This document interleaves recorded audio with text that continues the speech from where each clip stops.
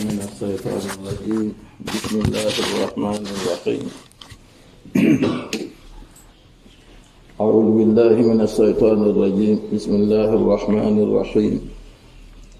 الحمد لله رب العالمين والصلاة والسلام على سيد الأنبياء والمرسلين نبينا محمد وعلى آله وصحبه أجمعين ومن اتبعهم بإحسان إلى يوم الدين.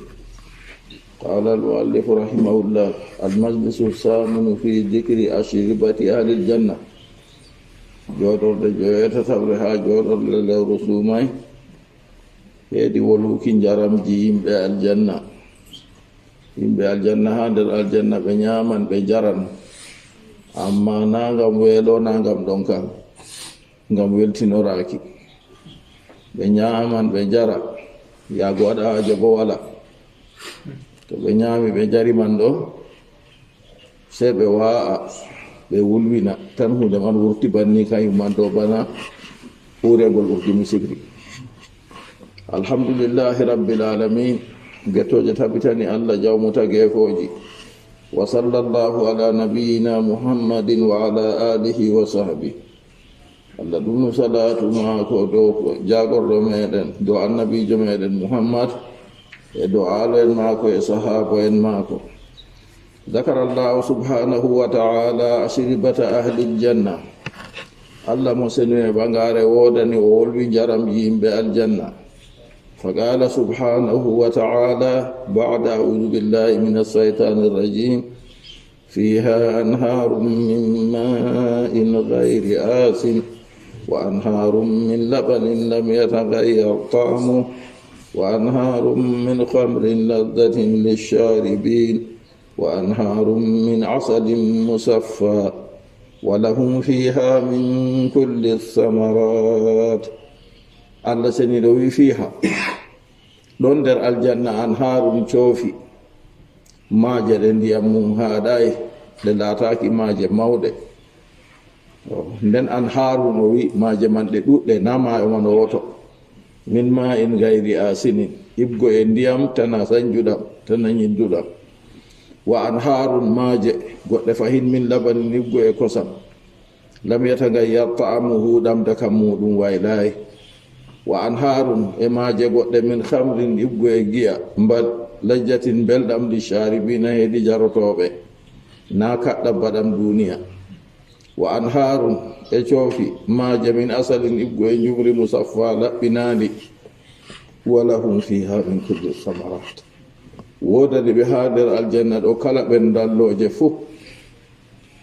kala yaake fuu ɓendalloje furwi ɗon, kala nde giɗɗa fuu kala furwi fuu ɗon. Amma ha ɗo ka to hakkila a ɗaɓɓitan goɗɗum feere ka a heɓata, wakkati feere bo a ɗaɓɓitan ɓendalloje goɗɗe ka a heɓata ha duniya ka. هذه الأشربة جرم جدي هي أشربة أهل الدنيا.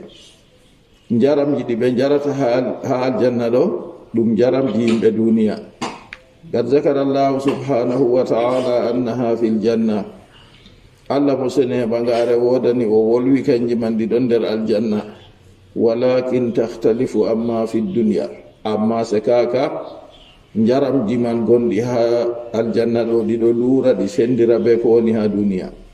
Wa amma ya'rifuhu nnas, ɗon sendira bo acca dede ko yimɓe mbowino. Wa in kanat tastariku fil ism, ko jaram jiman laatake ɗon hawro be jaramji duniyaru ha inde. Wa tastariku fil ma'na, ɗi ɗon kawta bo heedi mana bana ɗo jareteɗum to e bo jareteɗum. Walakin takhtalifu fil haqiqati wal kayfiyya,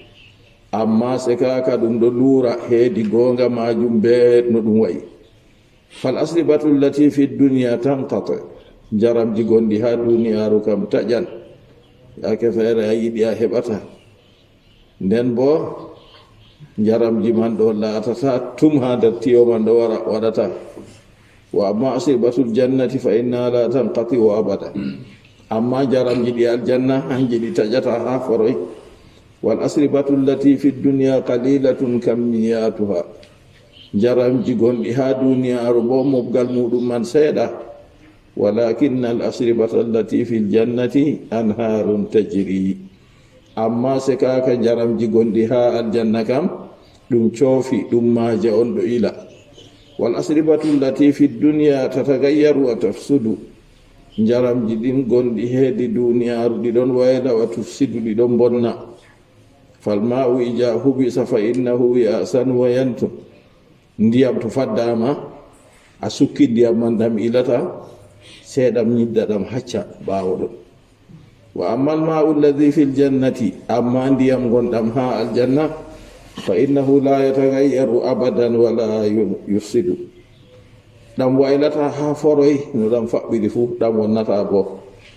sawa'un kana jariyan aw kana mahbusa, fotan ɗam laata ɗam ilojam malla bo ɗam fadda ɗam ko ɗam sukka ɗam. wallabanu alladhi fi dunya idha ta'akhkhara yafsudu,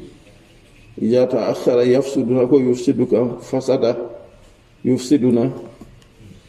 wallabanu alladhi fi dunya kosam ha duniyaru idha ta'akhkhara to ɗam sabbiti seeɗani yafsudu ɗam wonnan. wa tusibuhu alhumudatu wal inqibaq,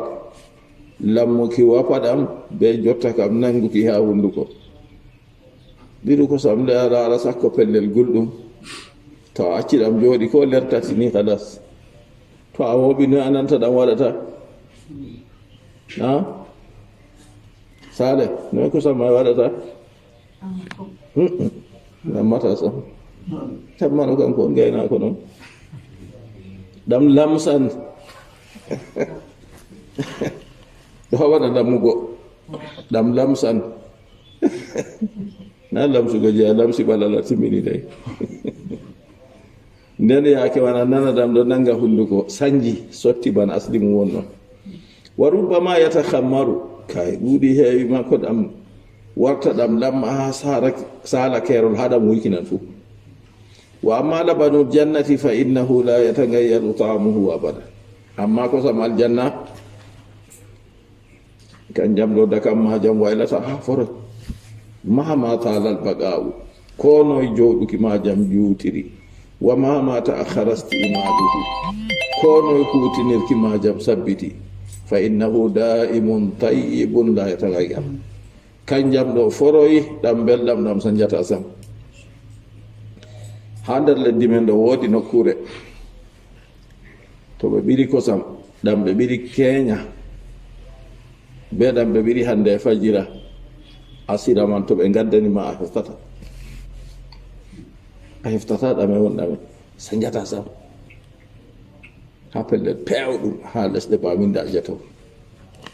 ɓe waddanama kosam ɓiraɗam keenya fajiri be ɓiraɗam hande fajira, asiri on ɓe waddi a heftata ɗame won ɗame.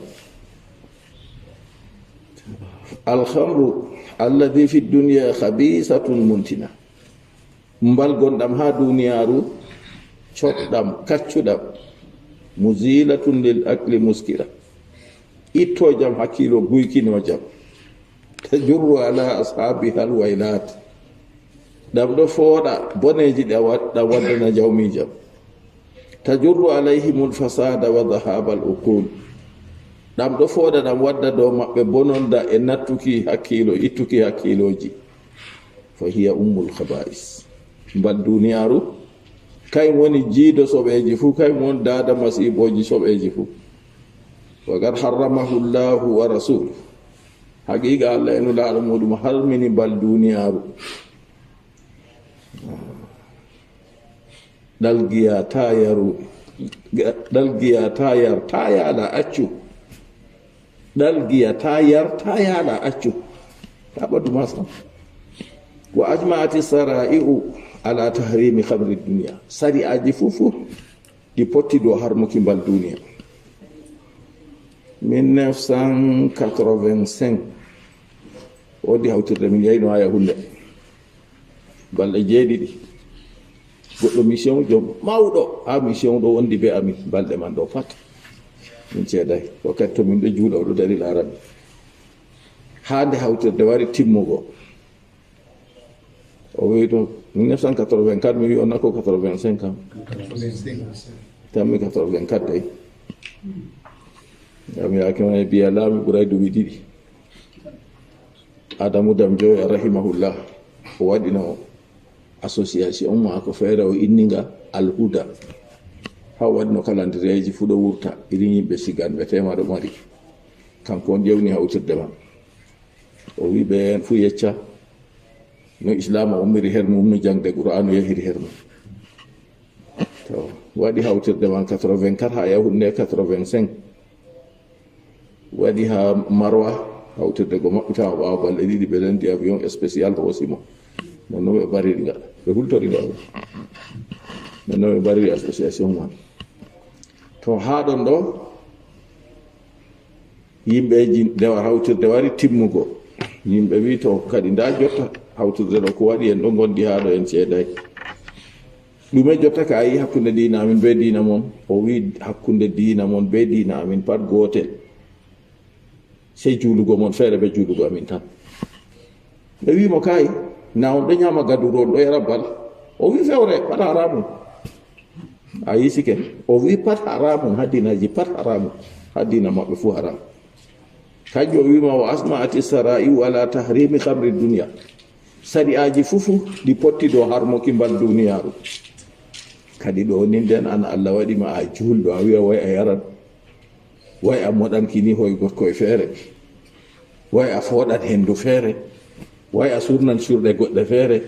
kuro halgorgal feere a waɗa nisina jotta ka o ɗumani ɓikkonji moto ɗo kay hande ɗo mi fa ay région mi famay sam o yaha o dara jonta to dari seeɗa goni ɓeera hoosa o to o moɗi ɗimba hoore ɓeerawa to mini o yirla moto vod to ƴimmini ga ɓeera kosɗe ha ɗo wira o yan ha ɗo gap o wayi région jotta kam Allah waɗi ma be hakkilo a wara a wonna ngo la hawla wala quwwata illa billah mbal duniyaru ɗo woɗay dey sariyaji pat harmini mbal duniyaru accuka noon wa aidan turisul marada fil jisme mbal duniya rontinan ñaw heedi ɓandu wa yusabu mudminuha bi fasadi jismihi dumɗo yargo mbal ɓandu maako wapete be wonnuki ɓandu man ta'ulu bihi ila al halaki se ɗum dasa mo ɗum yara mo ha mayde wa tahdusu amradan muta'assiya la yumkinu ilajuha nden mbal fuɗɗan ñawji goɗɗi feere caɗɗi ɗi ñawdugo ɗum heɓatako sammaha Allahu ta'ala rissan min amali shaitan Allah seniɗo mo tagi moggal tageji fuu ɗo o inni mbal duniyaru ɗo coɓe ibgo e kugal sayɗanu amma khamrul jannati amma mbal aljanna fa innaha khamrun tayyiba kanjam kam mbal belɗam laysa fiha afatun wa laysa fiha kadarun aybe wala her majam wa laysa fiha kadarun budumri wala her majam wala tusibul ubula kanjam ɗam nattinta hakkiloji la yusaddauna anha wala yunzifun Allah wi mbal alakhira mbal aljanna to ɓe jari ɗo la yusaddauna anha koye maɓɓe nawata her majam wala yunzifun ɓe guykata hakkiloji maɓɓe itata suratul waqi'a aya 19 nafa subhanahu an khamril jannati al afati allati fi khamri dunya Allah mo seni o wodani o riwi o accini mbal aljanna aybeji gonɗi ha mbal duniya fa khamru dunya khabisatun wa khamrul jannati tayyibatun mbal duniyaru coɓɗam mbal aljanna bo belɗam ولهذا قال ngam Allah wi laddatin lisharibin bal aljanna belɗam heedi jarotoɓe khilafa khabri dunya ko duuti bal duniya fa innaha la laddata fiha hanjam ɗo belɗum ma wala her majam bal accina hiya murratu ta'ami ɗam haɗa mettukijam ɗam haɗa ñamkijam karihatul mazaqi wayna mettukijam khabisatur ra'iha soɓa kaccengol jam sayyi'atul asari halla batte jam alaman sariɓe ha do jarruɗam to o yari ɗo resi ɗo na se o tiɓa a anda welay to weli ko waɗi o tiɓata kadi nde weɗay may konto a yaray mbal may feere je ɓe defata nder quartier ji ɗo ɓe wi feere to goɗɗo yari hakke ɗum haaɗi hakke ñaaɗi ha hunduko maako to to o yari o ittiɗo so waɗa ha ɓe wi to inde mbal may ha watta ko sam se o lorna fofde ha o heɓa o deɗita seeɗa feere ɓe wi fettinandande sam baran jonta ɓe wi ɗon ɓe waɗa tiyoji ni ɓe andi no ɓe watta ɓe waɗa ɓe kas ɓe waɗa ɓe simtina vapeur may ɗo kanjum on simta ha ɓe mofta ɓe waɗa mbal may eyi to a fiikuɗo lasana a waɗi ni jaɓi kanjam ɗo petetel ni se jilla be ndiyam yara ɗo ka yimɓe men waɗata ha ɗo dey accu haala je nasara waɗata kam Allah waɗi goɗɗo ɓe hakkilo timmugo ɓurdi takle fuu o wi kay ndika o usta hakkilo maako o anda o ginnaɗo mere waɗi mo o cembiɗo o wawi huugo hunde ko ɗume kay ndika o ɓedda sembe man seɗɗa o vawi région hande o famay ɓandu mako sam hosa kini jimmoɗa hosa kurohal gorkal feere waɗa hakkille nisɓina drok nasalullah salamata wa lafiya ɗo pat kuje karamɗe dey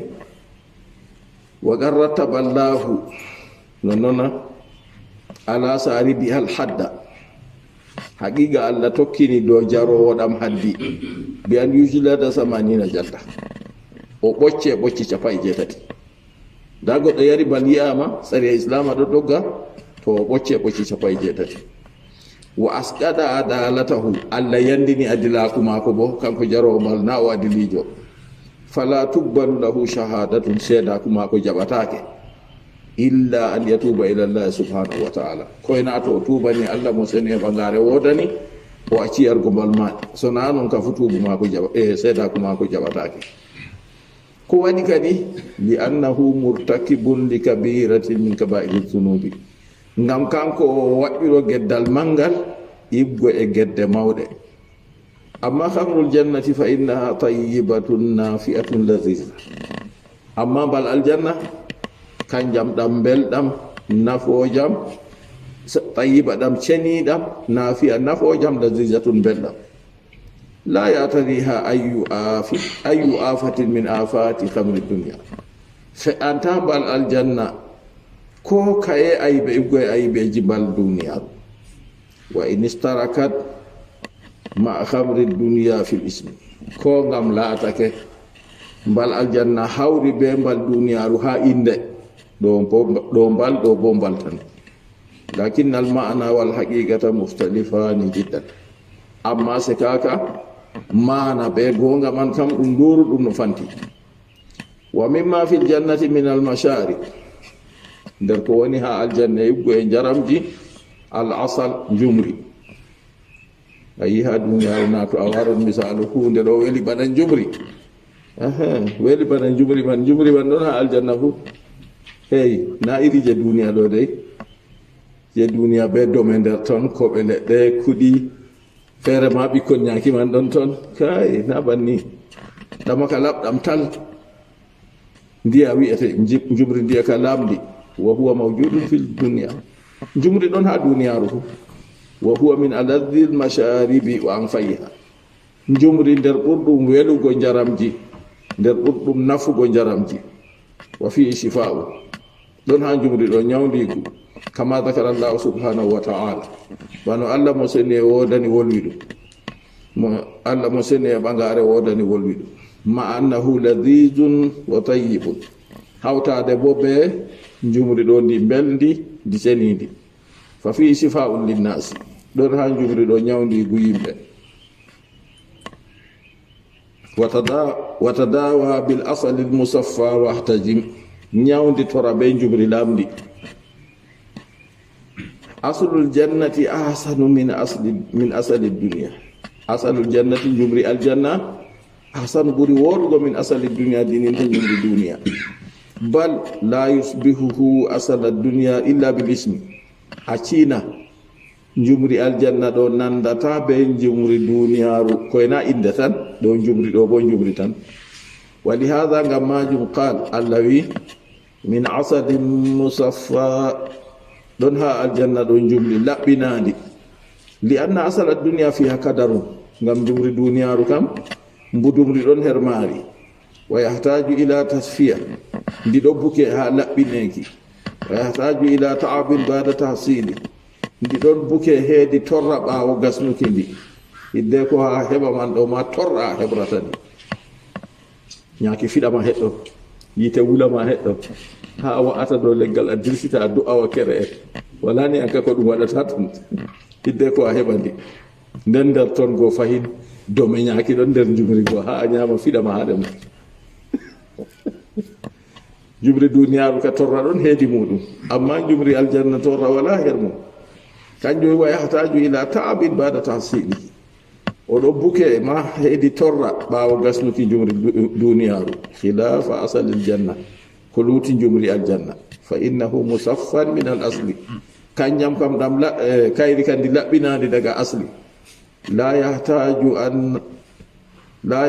anna ahla aljannati yat'abuna fi tasfiyatihi ɗum bukatake ha yimɓe aljanna torroro ngam dalila laɓɓinki ndi wa fi islahiyedi moƴƴinki ndi mislama yat'abuna banno ɓe torroto fi asali duniya jumri duniya summa aidan asalu duniya qalil hoti ɓawa ton fahinta jumri duniyaru kam famardi kimmiyatun galila nondi foti man ɗo pamaru amma asalul jannati fa innahu anhar amma asalul janna amma jumri aljanna fa innahu anharun tajri kayri kam ɗum coofi ɗum maaje on ɗo ila wa anharum min asalin musaffa allah seni ɗo wi ɗum coofi iggo e jumri laɓɓinandi anharun kabira coofi mawɗi wa hadha min azaibi ayati llahi subhanahu wa ta'ala nda ɗo ɗon nder kaya fa ayaji allah mo sene ɓagare wodani annahu ajra fil jannati hajihil anhara allah doggini o ilni ha nder aljanna maje ɗe min shay'in iggo e hunde kana marufan inda nnasi fi dunya annahu qalil hunde nde laati andade yimɓe ha duniyaru amma hunde man nde famarde wa hadha mimma yadullu ala anna aljannata tahtalifu ikhtilafan kasiran amma fi dunya kadi ɗo ɗon hando do aljanna ɗum ɗo luura duural ɗungal accina ko woni ha duniyaru to a nani hunde gonde ha duniyaru inde muɗum be inde hunde wonde ha aljanna a anda ɗum luuran inde tan hawti lakin alladhi fi dunya mimma fi ljannati innama huwa namajijun yasira amma se kaka dey ko woni ha duniyaru be ko woni ha aljanna ɗo ɗum model on pamarum ni tan je duniyaru ka model ko woni ha aljanna ɗo pamare ni ha duniya hatta qala ibn abbas radiyallahu anhuma laysa fi dunya mimma fi ljannati illa al asma wala her duniyaru ko woni ha aljanna ɗo koyna inde tan inde man hawti tan yani ko ibnu abbas muyata anna ma fi ljannati yahtalifu kulla al ikhtilafi amma fi dunya andu ɗum ko woni ha aljanna ɗo luura kala luuruki fu accina ko won ha duniyaru sey inde tan hawti wa in kana alladhi fi dunya yushbihuhu fi ba'dil wujuh ko ngam laatake ɗum ko woni ha duniyaru ɗon nanda be ko woni ha aljanna ha yoga husitirde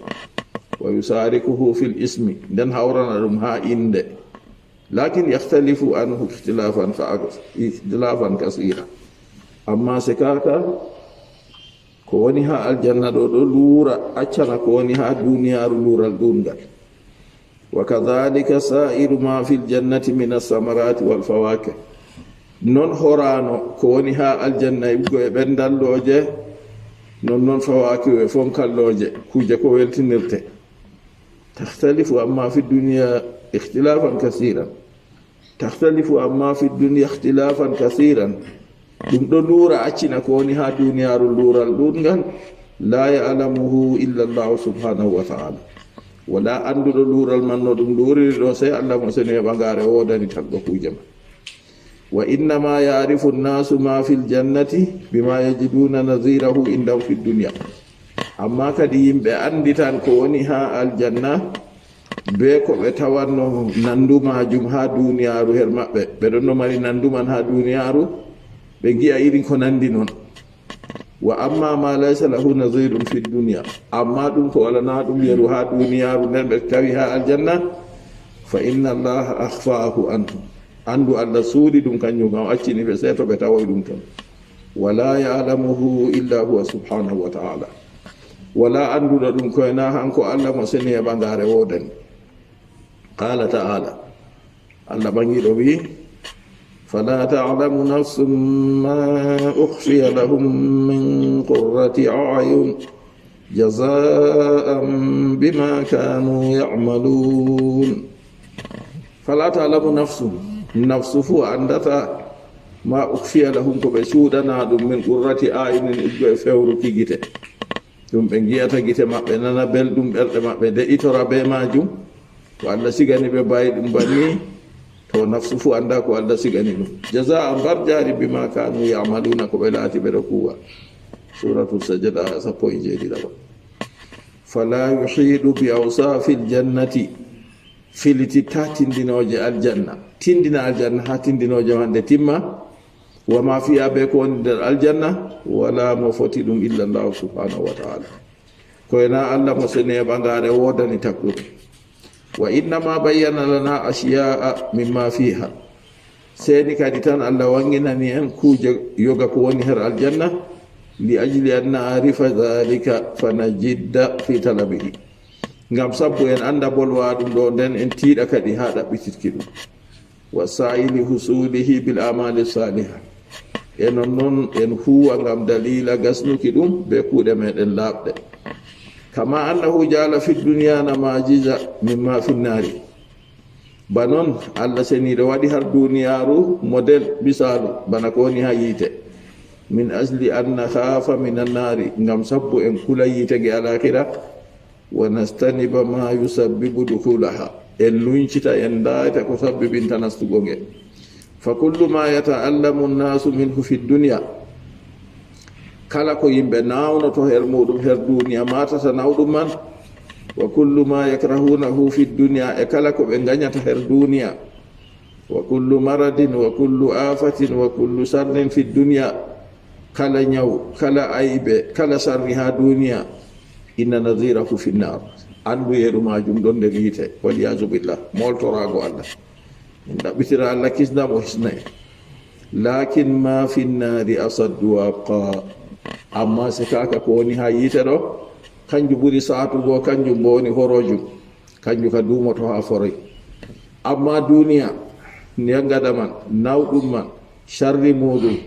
no ɗuuri fu, no nebri fu, timman. Amma je yiite ɗo alakira timmata.